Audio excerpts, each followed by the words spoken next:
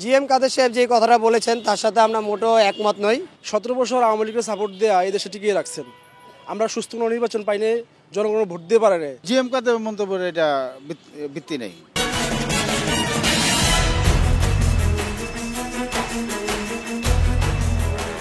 দর্শক শুভেচ্ছা, জনতার কথা অনুষ্ঠানে আপনাদের স্বাগত জানাচ্ছি। আমি আসিফ সুমিত। আপনারা জানেন জনগণের মতামত তুলে ধরতে 21শে টেলিভিশনের বিশেষ আয়োজন জনতার কথা। আজকে সাধারণ মানুষের কথা শুনতে আমরা এসেছি রাজধানীর বছিলা এলাকায়। আমাদের প্রত্যাশা দেশে শক্তিশালী গণতন্ত্র, আমরা চাই সরকারকে সহায়তা করতে।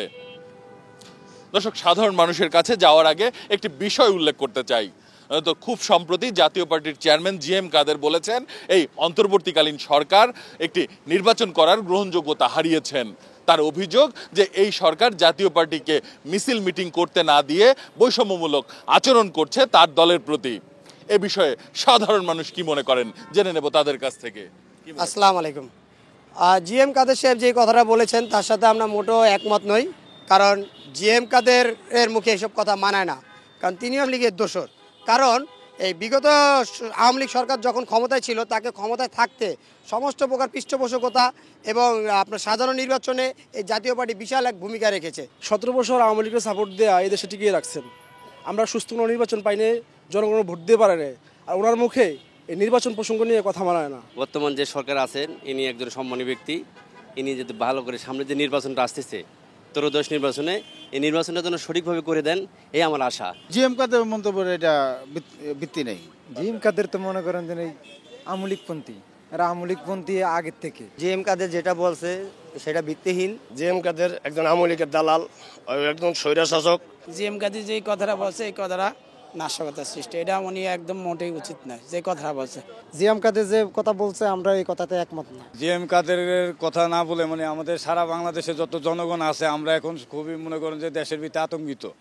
আমরা মনে করেন যে সন্ধ্যার পরে বাইরেতে পারে না মানুষজন, মোহাম্মদপুরের ভিতরে সারা বাংলাদেশের ভিতরে। জিএম কাদের আওয়ামী লীগ দুজনই এই দেশে গণতান্ত্রিক নষ্ট করার 18 নির্বাচন, 14 নির্বাচন, 24 নির্বাচন, যে হাসিনা যতটুকু দোষী জিএম কাদের অতটুকু দোষী। সাধারণ জনগণের ভোট অধিকার একমাত্র আওয়ামী লীগ আবার জাতীয় পার্টি দুইজনই নষ্ট করছে। অনেক ধন্যবাদ আপনাকে। দর্শক, আপনারা শুনছিলেন সাধারণ মানুষের প্রতিক্রিয়া।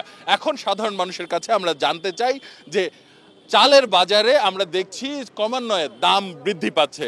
এরই মধ্যে আন্তর্জাতিক বাজার থেকে চাল আমদানি করা হয়েছে। তাহলে এই চালের বাজার নিয়ে চালবাজিটা মূলত কারা করছেন, সাধারণ মানুষ কি মনে করেন জেনে নেব তাদের কাছ থেকে। খালি শুধু চালের উপরে না, আপনারা দেখেন রমজান মাসে অনেক কিছুর উপরেই আজকে তারা এই আগের যে সিন্ডিকেট আওয়ামী লীগের, সেই সিন্ডিকেটের হাতে কিন্তু ব্যবসাটা রয়ে গিয়েছে। সরকার মাত্র 5 মাসে কতটুকু আগাবে। আমরা এই সরকারকে সমর্থন দেই যাতে এইসব সিন্ডিকেট যারা করছে, চাউলের দাম বাড়াচ্ছে, জিনিসপত্রের দাম বাড়াচ্ছে, তাদেরকে অতি শীঘ্রই যাতে তাদেরকে জনগণের কাছে এনে তাদেরকে সাহায্য করা উচিত। আওয়ামী লীগের দোসর যারা সিন্ডিকেটটা যদি যেই পর্যন্ত না ভাঙতে পারবেন, সাধারণ মানুষ কখনো এই চাল যতই আমদানি করেন কোনো লাভ নাই। ওই সিন্ডিকেটের হাতে যখন চাউল পৌঁছায় তখন চাউলের ওই গোডাউনে চাল থাকে, কিন্তু সাধারণ নাগরিক কখনো চাউল পায় না। এই সিন্ডিকেট যদি না ভাঙতে পারেন এই দেশে কোনোদিনও গরিব, কোনোদিনও জনগণ আপনার এই কম দামের চাউল পাইবো না, দ্রব্যমূল্য আইতে পারবো না, ভাত খাইতে পারবো না। এই সরকারের দরকার হলো যে সিন্ডিকেট, চাউলের সিন্ডিকেট এবং তেলের সিন্ডিকেট, চিনির সিন্ডিকেট, এই 3টা সিন্ডিকেট ভেঙে দিলে আমার মনে হয় যে স্বস্তি চলে আসবে। এখন আওয়ামী লীগ গভর্নমেন্ট যেটা রেখে গেছে ওটার উপরে আমরা বলতে থাকবো যে আওয়ামী লীগ গভর্নমেন্ট সিন্ডিকেট রেখে গেছে, আমরা কেন সিন্ডিকেট ভাঙছি না। সবাই নির্বাচনের আগে সবাই বলে চালের দাম কমাবে, কিন্তু তাদেরই পেশার তারা বসে বসে এগুলারে আস্তে আস্তে কেমনে কে কীভাবে ইনকাম করবে এভাবে তারা নিজের পকেট ভারী করার জন্য সিন্ডিকেট তৈরি করে। আজকে সিন্ডিকেট এমন একটা সিন্ডিকেট তৈরি করে গেছে যে সিন্ডিকেট আওয়ামী লীগই শুধু সুবিধা ভোগ করে গেছে, তার সুবিধায় আজকে তার অসুবিধায় পড়ছে দেশের জনগণ। আমাদের দরবেশ বাবা, এই দরবেশ বাবার সিন্ডিকেট যে পর্যন্ত না সরাতে পারবো আমরা, ওই পর্যন্ত আমরা জনগণের শান্তি আমরাও করতে পারবো না। আমরা নিজেরও অশান্তি ভোগ করতে হবে এই দ্রব্যমূল্যের জন্য। এই সিন্ডিকেটটা বিশাল বড় সিন্ডিকেট। এই সিন্ডিকেটটার কারণে আমাদের দেশে দ্রব্যমূল্যের দাম সবচেয়ে বেশি। আজকে দেখেন আমাদের দেশে আলু, বিপুল পরিমাণ আলু তৈরি হয়েছে। আসলে আমাদের দেশের আলু অনেক কৃষক না করে মরতে আছে, কৃষকে আলু মাঠে ফালা রাখছে, এটা দেখার কেউই নাই। চাল তো বিদেশ থেকে চাল ঠিকই আমদানি করতেছে, কিন্তু আমাদের দেশে যে সিন্ডিকেটগুলো রেখে গেছে আওয়ামী লীগ সরকার, সেই সিন্ডিকেট আজও ধরতে পারতেছে না বা উচ্ছেদ করতে পারতেছে না। এখনও তাদের উচ্ছেদ না করতে পারে ততদিন দ্রব্যমূল্যের দাম কমবে না। অনেক ধন্যবাদ আপনাকে। দর্শক, আপনারা শুনছিলেন সাধারণ মানুষের প্রতিক্রিয়া।